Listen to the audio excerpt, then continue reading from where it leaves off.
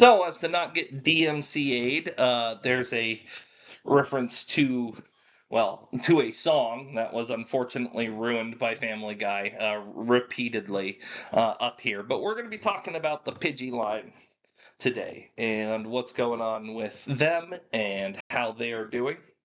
The answer is not very well by Generation 1 standards, even, unfortunately. But let's take a look at these guys. Well, Pidgey certainly is a bird, huh? Pidgey is the model for regional bird Pokemon, a trope, if you will, for the franchise that we will come back to time and time again. There's always a little songbird or something along those lines that you can find at the beginning of the game that will become bigger and stronger and help you out on your journey.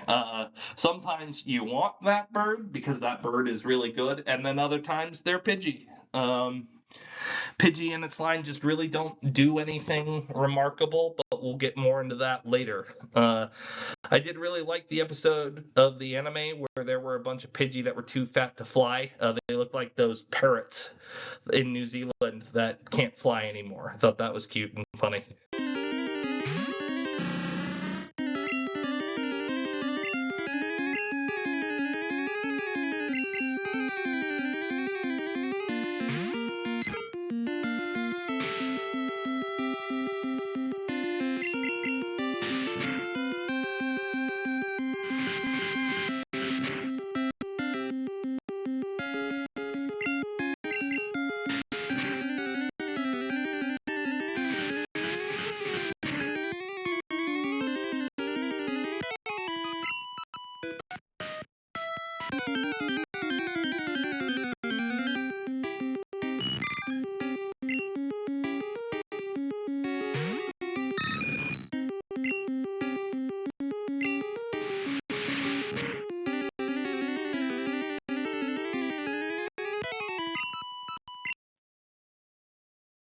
So Pidgey's evolution, Pidgeotto here, is made famous by being Ash Ketchum's first bird in the anime, and also hitting the same pose for 30 plus years or so. Pidgeotto really likes this wings sprawled out, feet right at you look that it's got going on.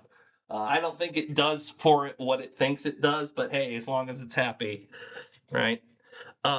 So Pidgeotto, when compared to say Charmeleon or Ivysaur or Wartortle, Pidgeotto's a little fiercer looking than they are. And that kind of tends to be the case. The regional birds tend to contrast to your middle starters when they reach their middle form, should they have a middle form. Some only have two forms.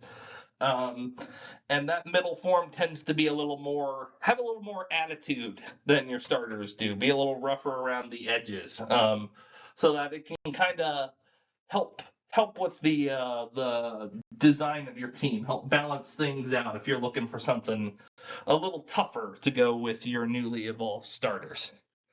Um, Pidgeotto here exemplifies that best.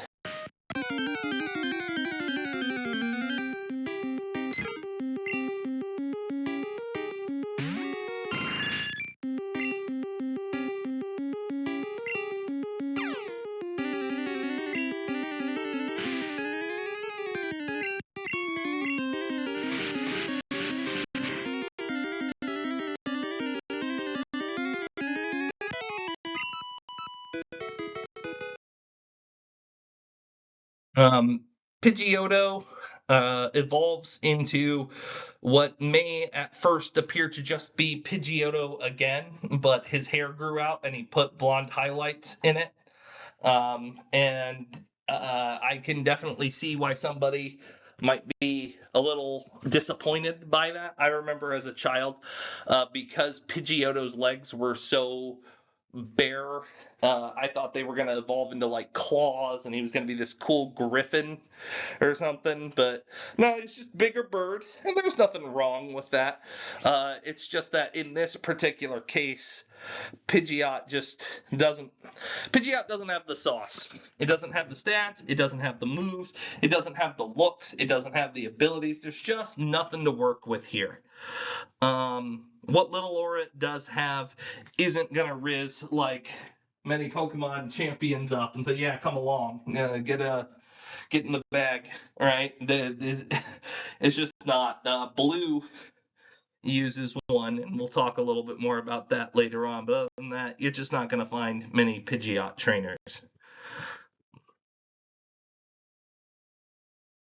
So when we talk about impact, like I said, Ash Ketchum used the Pidgeotto, which evolved into a Pidgeot in the anime, and that was cool. But I don't know that Pidgeotto and Pidgeot are remembered for much. It didn't really have much of a personality other than nice, right? So beyond having the aura needed to take down the Fearow with that cool quick attack up in the sky, it's just there's just not much to mention here. Faulkner from Generation 2, the very first gym leader, uses a Pidgeotto as his ace. And that's about where they deserve to be, because as Pokemon get stronger, the Pidgey line falls further and further behind. Like I said, Blue uses a Pidgey on his champion team in the original games and their remakes. It's a pity he didn't know about Dodrio. That is a much better Pokemon for him to use. But here we are. I'm going to give Pidgeot a 6 out of 10 for its impact and design and things like that. It's not bad. It's just not stellar either. And if you're going to be the best, you want to be more than just not bad, right? So 6 out of 10 here. So if you live in Kanto, hypothetically, or play a Kanto game in the real world, you don't have to worry about not running into Pidgey, okay? Pidgey and Pidgeotto are found just about everywhere in this dang region. I mean, you have a couple of spots where Spearow has carved out the territory for itself, but Pidgey's found just about everywhere and is used by trainers all around Kanto. Pidgeot can be spawned in Let's Go Pikachu and Eevee as a rare spawn if you battle enough Pokemon or catch enough Pokemon to start a chain. Pidgeot can show up in areas to capture them, but otherwise they're not available in any of the other games to be captured. Pidgeotto and Pidgey can also be found in the Sevi Islands in some places. But most of those places are early Sevi Island stuff, and Fearow and Spearow tend to be found in the later Sevi Islands. So as a nice little break from our Weedle and Caterpie fiasco, Pidgey has not been mogged by the mean, which is nice. It does in fact beat that average, although not by much. And that's really all the pluses I can give Pidgeot. I mean, these stats here are better than the average, but not good, and certainly not good for fully evolved Pokemon. That speed is the best, and it is nothing to talk about, really. Unfortunately, its move pool and abilities don't help much either. Whirlwind is useful in the later games because it lets you get rid of Pokemon that you don't want out on the field, but that only works in the later games. In Generation 1, that does nothing at all. Roost is a good healing move that it gets in Generation 4. Heat Wave is a good move for doubles, but not on Pidgey. It's abysmal 70 special attack. And its abilities Keen Eye and Tangled Feet, reducing or stopping accuracy loss for Keen Eye, and raising speed when confused for Tangled Feet. They just don't do anything at all. I'm going to give it another 6 out of 10. It did beat the mean. And like I said, way to go. what does that really mean? No. So the two sixes added up together give Pidgey out a 12 out of 20. That's better than Beedrill, but I mean, that's just not saying much at all.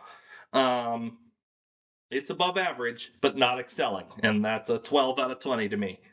But Pidgeot will return in the Mega Mogging special when we rate Mega Evolutions, and Pidgeot will have a much better chance there, given